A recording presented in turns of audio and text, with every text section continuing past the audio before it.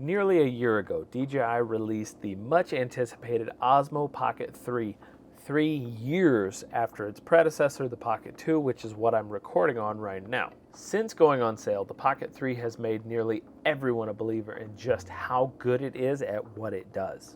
DJI really took the time to listen to complaints about the Pocket 2, and they took very deliberate actions to overcome these gripes in the newest handheld gimbal camera.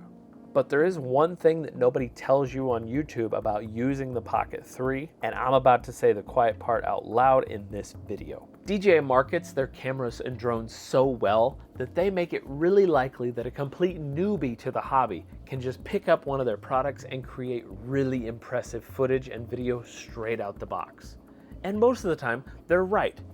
You pick up a mini series drone nowadays, the learning curve is about, 3 minutes?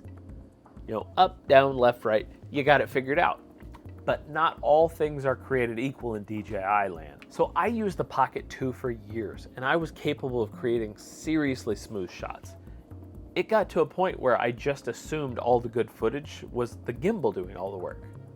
Then I bought some other cameras, such as the GoPro Hero 10, the Insta360 X3 and Go 3, and the DJI Action 4, which I'm shooting on right now. Non-gimbal cameras. Then I finally upgraded to the Pocket 3, and when I first started using it, I was not happy with the footage I was getting. I thought I had a setting wrong. Was the follow speed off? Did I have the tilt locked when I didn't mean to? I couldn't figure it out. Then it hit me. I hadn't used a gimbal camera in probably 6 months, and I had to relearn how to film with one. It takes muscle memory and practice to move in a way that complements the smooth movements of the gimbal. But if you just grab this camera and start walking and talking normally, you're going to see every step you take. No, don't start singing Sting right now. Focus. Focus! I remembered when I first got the Pocket 2, it took me a while to get the hang of it, but I had forgotten that little nugget of information. So I hadn't thought of it when I first noticed the bad video out of the Pocket 3. So it wasn't the camera, it was me. And it isn't only when walking. You could be like me and your hands shake a little bit, which makes it harder. So you have to be very intentional when you film with the Pocket 3.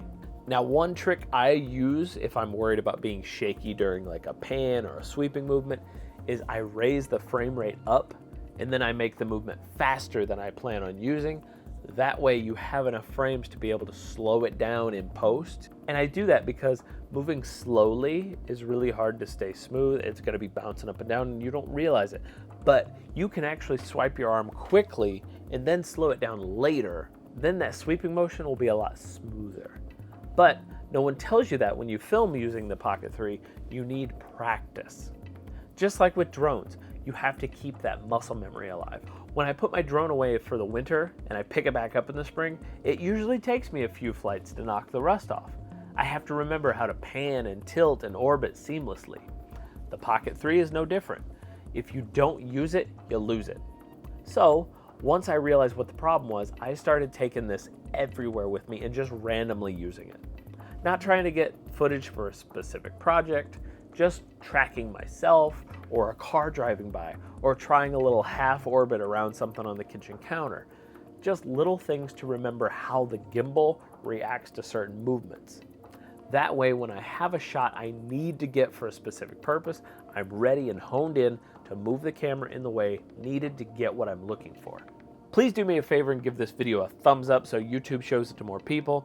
And if you want to see my full review of the Pocket 3, be sure to subscribe if you haven't already, and hit that notification bell so you'll be alerted when that video gets posted. I'll also throw an Amazon affiliate link in the description below to get the Pocket 3 for yourself.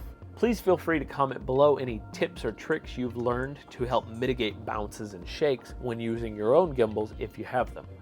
And with that, until next time, I love you guys. Bye.